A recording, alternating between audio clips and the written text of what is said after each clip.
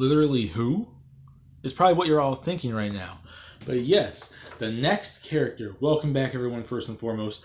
I'm Sniping is Fun. I welcome you all back to the next character I want to talk about in this long-running series of Newcomer Ideas for Smash Bros. Ultimate.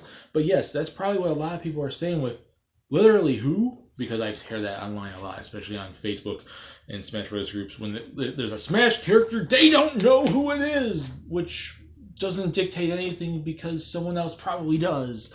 But yes, Ayumi Tachibana from the Famicom Detective Club games is going to be my character number 104. My next retro character rep, and I haven't done a retro character in quite some time, but I wanted to do a video on her because she is an interesting case and would make an interesting character. But yes, Ayumi Tachibana from the Famicom Detective Club games, or if we're going specifically by the Japanese name, the Famicom Tante Club, Kieta Kokaisha. Kokaisha? I don't know, I don't speak Japanese. Famicom Tante Club. Kayeta Kokesha. I'm sure I'm butchering it and someone's gonna, oh, you're oh, whatever, I don't know. I'm trying, I'm sorry. I've never played the series, so I have no idea. But I'm going to do a video on this character, and before this intro gets super far out of hand, 3 separate categories. Why does the character make sense? Moveset ideas and percentage chance I can see him actually getting in the game. Now, why represent Famicom Detective Club? Why represent Ayumi? You know, why would she be a retro character over someone like a Muddy Mole, or, you know, sorry, or like a Mock Rider, or Excite Biker, or anyone else from the NES, Famicom, Super Nintendo, Super Famicom, whatever the heck else era of games? Why would she be the next choice? Why would they represent that game? Well, first and foremost, in terms of a retro choice, it represents a fairly popular classic Japanese exclusive Nintendo franchise. It represents a super classic Nintendo Famicom franchise that, you know, has had a numerous amount of games. It is a series. It's not like a one and done thing. There's been 3 games in the series, and the 3rd game was on the Satellaview, which was back in the day, like Nintendo would do like the satellite internet thing where you would download games. It's where like they've done like F-Zero games on there. There was a Zelda game on there that where you only could have time to play these games at certain times of the day with the satellite online type stuff. There's been 3 games in the series, so it was fairly popular enough in Japan to get at least 3 games, and it is a super, super, super popular series as far as I remember hearing in Japan. So I'm assuming Sakurai likes the franchise or likes the character because she was considered, as far as I remember, back in Melee. She was considered for Smash Bros. She was considered to be a retro character from Smash Bros. You know, back around the days of Melee or Brawl or something. And it's not like Japanese exclusive characters haven't done before. We got Lucas. We still have Roy, who has not made an appearance outside of Japan yet in his main game, at least. And Lucas Mother 3 hasn't come outside of Japan. So Japanese exclusive characters are not something new for Smash Brothers. And that's really what, and her moveset would be unique. She's not a fighter. For those of you who don't know this game, and I've never played it either, so I had to do a whole lot of research for her as a character. And I had to look up a moveset. This is a character where I looked up, like, if someone actually made a moveset for her in Smash Brothers, and someone actually did, and it actually sounds kind of interesting. It's a detective club game. It's like her friend was murdered. She's a high school student that's in a detective club, and she's trying to find the culprit of her friend's murder. And it's basically like a text adventure type game. Like, search the clues, try to find the stuff. You know, that's basically what the game series is about. So it's basically like Phoenix Wright before Phoenix Wright, technically. So, and it's an interesting concept, kind of, if you really go off of that. So yeah, like, that's basically why I feel she makes sense. Like, that's basically what the game is. But that's why I feel she and her series makes sense to represent as the next retro character. It represents a classic Famicom series, which Japanese exclusive games have happened in Smash Bros. 4. She was intended for Smash Bros. At some point, and she would have an interesting moveset. And her series isn't really a one and done thing. It is 3 games, so it has popularity behind it. And I'm assuming if Sakurai intended for her to be in Smash Bros. Before, he's a fan of the series. Moveset ideas.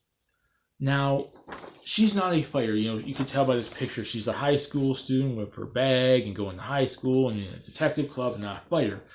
I kind of wanted to give her a moveset like I originally gave to Isabel. Like Isabel's like a fighter that does stuff accidentally. She does stuff like she's scared, like, no, don't hit me, like, you know, that kind of thing. Like she's like the non-fighter fighter character that does stuff accidentally, that does stuff trying to defend herself and stuff like that. At least with Isabel, I mentioned it was more so accidentally.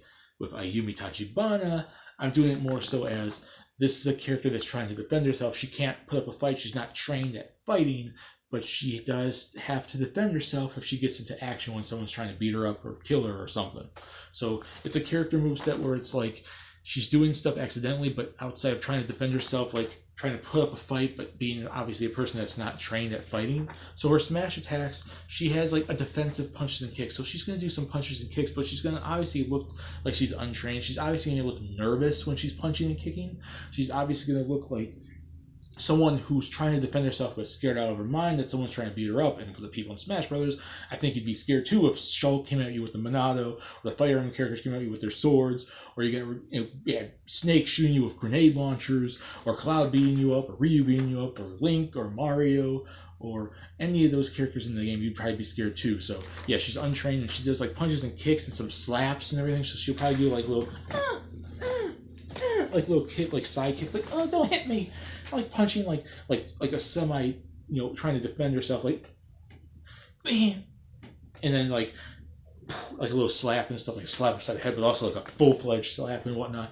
So that's what I have to do, and I basically seen that in the moveset. I probably will put in my description for this video probably where I found the moveset at, which this isn't the exact moveset. I changed a few things up for the ideas. I didn't look at the entire moveset, but I skimmed through it. But it was basically like this character that like is defenseless, but like untrained and scared. But as you do combos and stuff, she would become a little more confident in herself. That's basically what the moveset was about. So maybe make that a thing, where she punches and kicks and she starts off weak, but if you can get her as combos, her final attacks start making her a little more confident, like she can defend herself.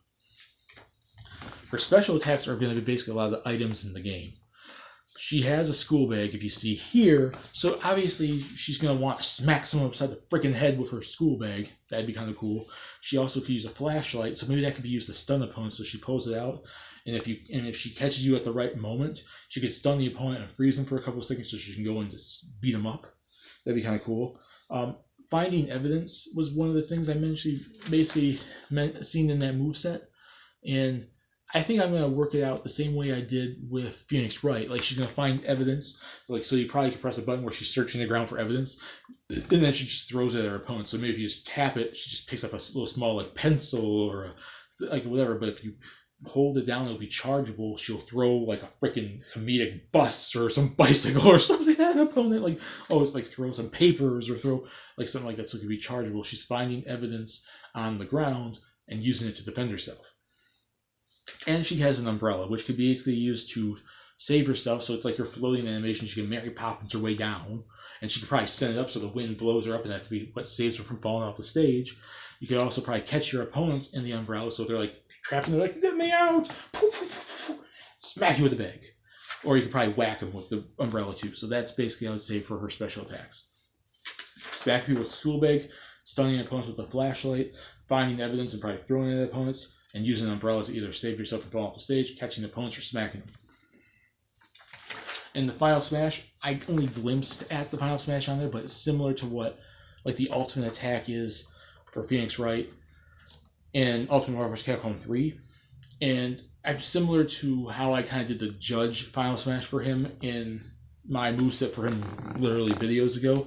It's basically like presenting evidence that this character that you catch, you probably will catch finisher, so you probably throw the umbrella at them or throw evidence at them as the final smash to catch them into a cutscene where you're presenting evidence and they're shown as guilty and getting hauled off to jail. And then when they're getting hauled off to jail, they get put in a police car and it just rides them off the stage or something. That'd be kind of cool. Or maybe they're just thrown in jail and it's them being thrown off the stage. They get thrown behind bars. Something like that would be kind of cool. And that's it for her moveset. It's very wacky and weird, but it would be, you know, a very good representation of her game, and she's not supposed to be taken seriously. Like, she's not a trained fighter, so you kind of represent the funny parts of it too, on top of it being a series like textbook adventure type game about murder and detective club type stuff. Percentage chance I could see her getting in. She's not the retro character I see as the most likely to get in. I definitely think at this point, Mach Rider, because he's now in the leaked rumor, or she, I should say, Mach Rider is a female character. Muddy Mole, Excite Biker, Mike Jones, they all make a little bit more sense to really kind of be included in than her. But where she is at now is she's a Japanese exclusive retro character, which that's more like makes her a little bit more likely than Mike Jones, because Mike Jones is like a Western exclusive character, and we've never seen that really all that much yet. Besides Diddy Kong, but Diddy Kong's not a retro character. Well, he is a retro character, but not in the same vein as like a Mr. Game & Watch or an Ice Climber or something. He still shows up in all the Donkey Kong games. He's still relevant. But it's like, we've seen Japanese exclusive characters before. She's been intended for Smash Brothers before, which means Sakurai still might want to see her in the game. I'm going to give her a 25% chance. She's not the retro character I think is very likely for this game, but she's not one of the lowest ones either. I would definitely put her on the same... I'd put her below Mach Rider and, you know, Excite Biker and Muddy Mole, but probably about the same range as maybe a Mike Jones or something. She's possible. If he still wants to include her in the game, he still can do it. And if he still has a moveset in mind, he can still do it. I think it'd be an interesting take. I think it'd be an interesting take to give us a retro character like that, which would probably revive the series and make it like localized and give us some new games actually. So yeah, it'd be kind of cool to see her in the game. So 25% chance, not super high, but not super low. She's there, it's possible, just not very likely. So I'll put that down. And that's it for Ayumi Tachibana from the Famicom Detective Club series. Put in the comments, guys, have you even got a chance to even play this? Have you imported these games and know anything about this stuff, or did research or anything? Did you even know about this character outside of her trophy in Melee? Like her games on the Famicom disk system, do you even know about these things? Have you even heard of them before? Just put in the comments below, you guys think she stands a chance? Do you think she'd be a cool inclusion in the game? Because I think it'd be kind of cool to see her. She's not one of my top one retro choices. That'd be like Excite Biker and Muddy Mole and Mach Rider, but yeah, she's there. And if she was one before, it'd be kind of cool to see her. My moveset makes sense. What would you do for a moveset? Is 25% too high, too low? Let's discuss it there. Have fun. And that's it for Ayumi Tachibana, my new retro character I talked about, character number 104. And when we come back with character number 105, the next 3 characters will all be third-party characters that are from fighting games. And what better way to start that than with Namco's own Tekken series. And I'm going to be talking about character number 105, Jin Kazawa from Tekken. See you all later. Bye.